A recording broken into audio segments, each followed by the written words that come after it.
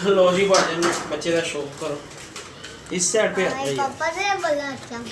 अच्छा बच्चा है यार है दोस्त के किसी दोस्त को गिफ्ट आए ने भी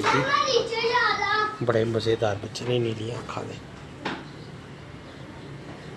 है गंडा बिल्कुल बरीक खुदा दी कसम बड़ा मज़ेदार बच्चा है उन्हें कहा लो जी छो एक 3 बच्चे आए ने तीनों का शौक कराना स्टॉप कर दे यार दूसरा बच्चा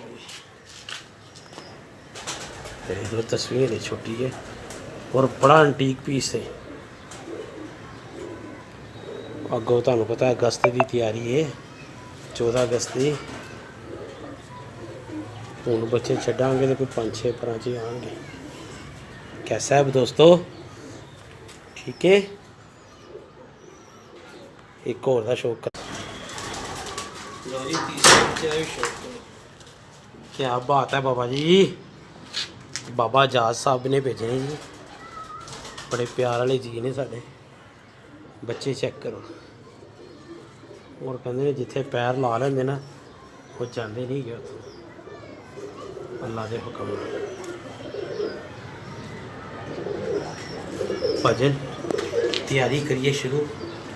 अल्लाह खैर करेगा ओके करो।